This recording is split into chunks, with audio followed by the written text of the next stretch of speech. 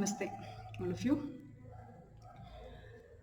Today, I just wanted to take through a few restorative stretches, which is good to be done after your asana practice and just before shavasana, or you can take this practice itself as a relaxation practice. Restorative means to relax the body, to improve the blood circulation, and this restorative stretch is almost for the lower part of your body and also the lower back. Okay, it is today I just finished my asana practice and everything, so I was just about to go for the legs on the wall. I thought I will upload a video for the legs on the wall so that other people get the benefits from this video. I will just take you through this steps one by one. You just have to bear with me because I'm very completely new to this recording system. As much as possible, I'll try to keep it very much synchronized with my words and with my actions. So let's just start off with the practice. Okay. So this is the wall here. I would be keeping the legs on the wall. Okay, so I will be showing how I will be taking through this practice.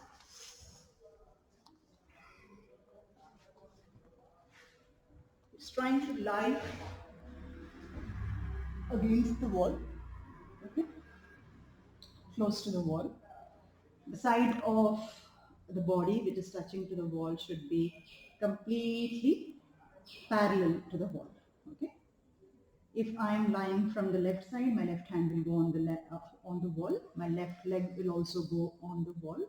I will slowly start rotating, trying to keep the other leg, the right leg, also on the wall, bringing my upper body, that is from the hip joints, the groins, okay, the groins and the whole back perpendicular to the wall, and the whole legs right from my hamstrings, from where the hip ends and the hamstrings start, completely the legs will be going on the wall.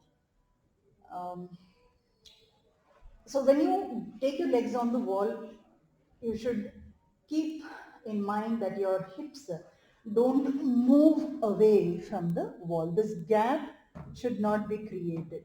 But supposing if anybody is very tight in the hamstring and is finding it very difficult to touch the hips on the wall, I will show you how to keep a little bit lower back elevated using a block. Okay, let me get the block. Just wait for a few seconds.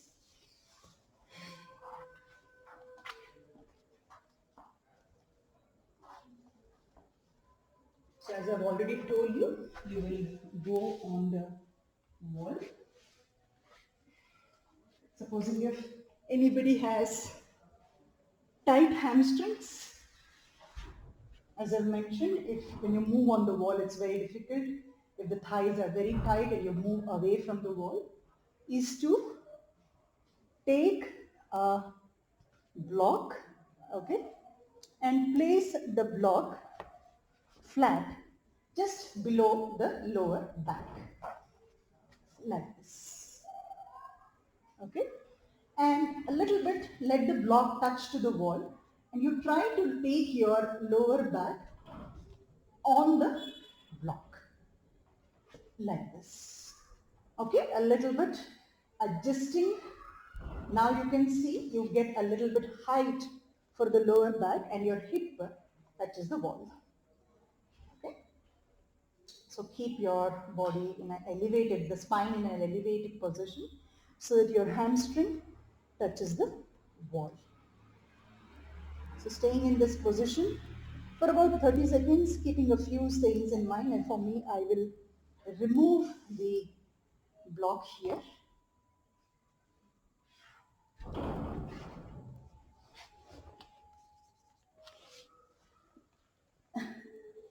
Keep the hip against the wall. Okay.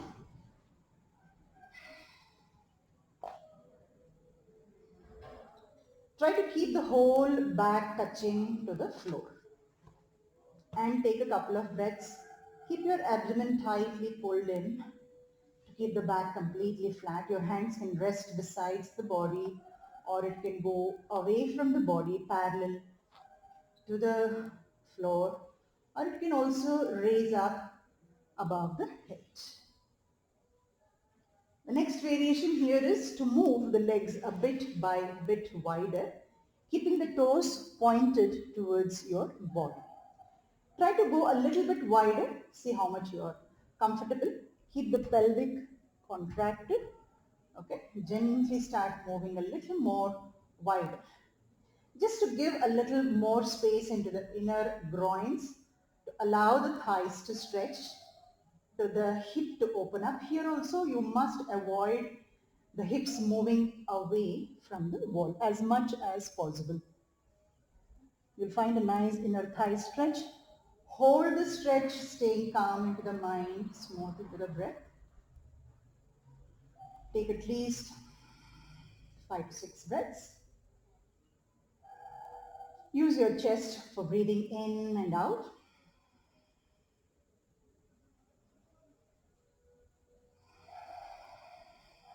Deep, longer breaths.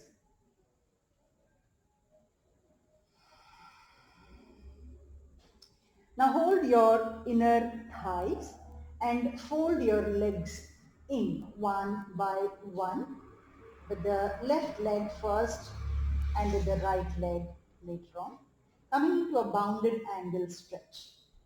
Now try not to move the heels too much close to the anus region or towards the pelvic. The knees will lift off. Our aim is to stretch the inner thighs and to have a length in the lower back. So keep the legs a little far away from the pelvic or from the anus and try to squeeze your heels against each other so that your ankle stretches, and when you squeeze your heels against each other, maintaining the pelvic floor, you will find your inner thighs stretching, the hips opening. Once you feel you're able to maintain this position a little better, try to breathe. Initially, when you're stretching, the breath will be too fast. Maintain the posture, get calmer into the mind, and take a couple of breaths.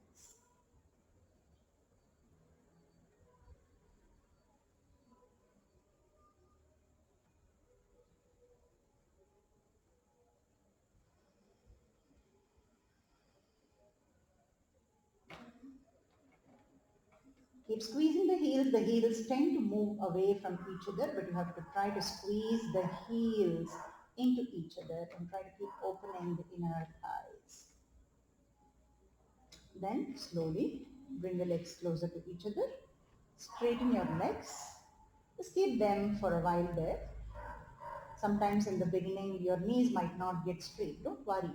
As and as you practice daily, you will find your hamstring. This is a good practice to also improvise the stretch in your hamstrings.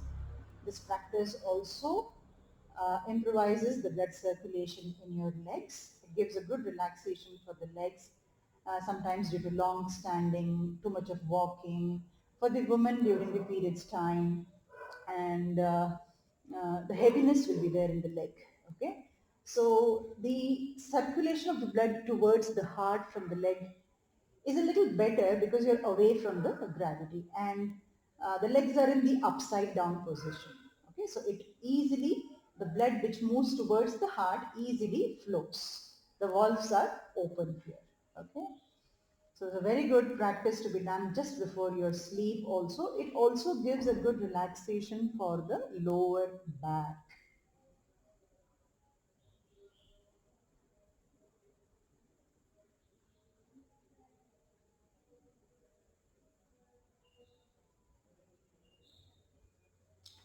Now bend the knees slowly and we'll take up the twisting here.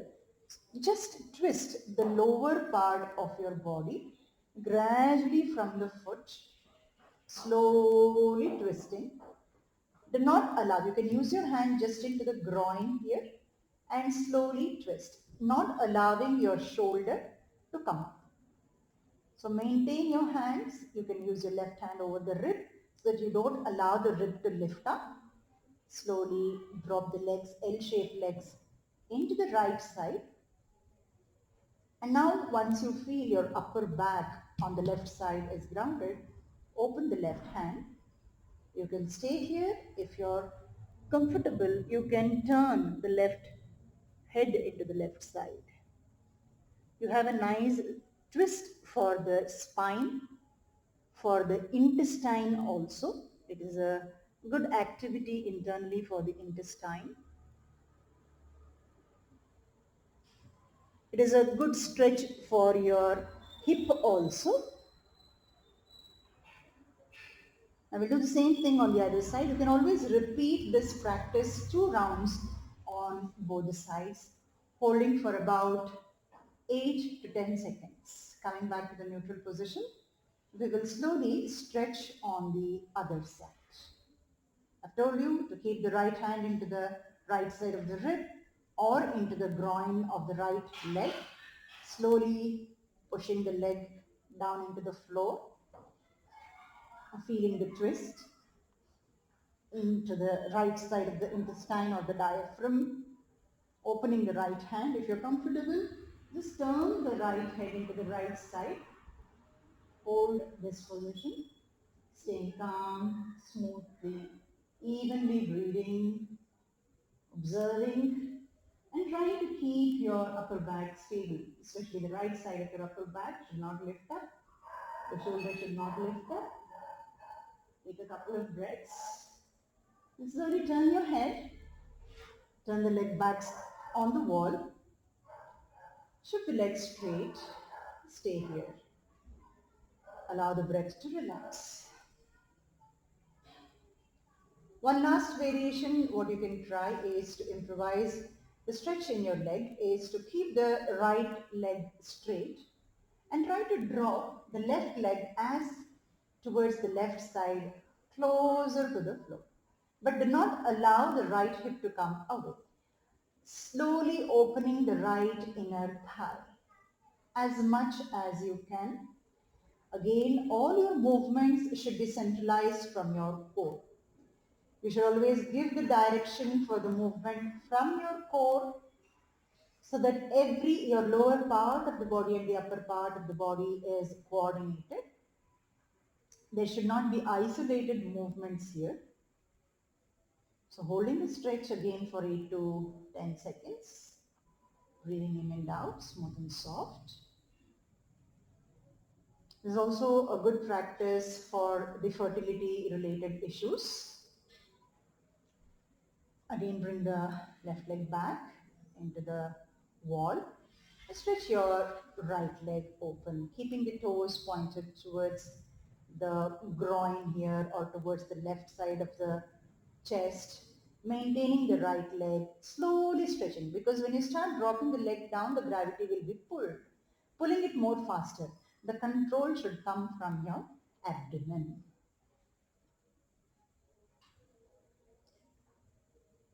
See which angle you can hold and where you can stay for a little while. Stay there.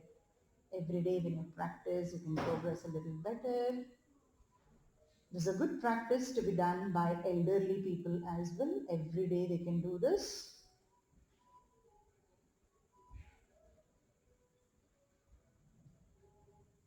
It's also good practice to be de-stressed for the anxiety. Slowly bringing the legs closer for the high BP people.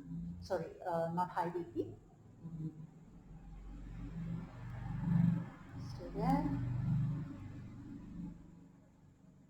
So these are the few stretches what you can work for legs on the wall.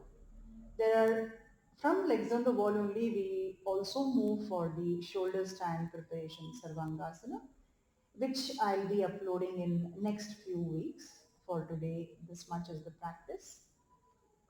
Try to practice this, and if at all anybody wants to update your practice, you can always contact me. Thank you for today.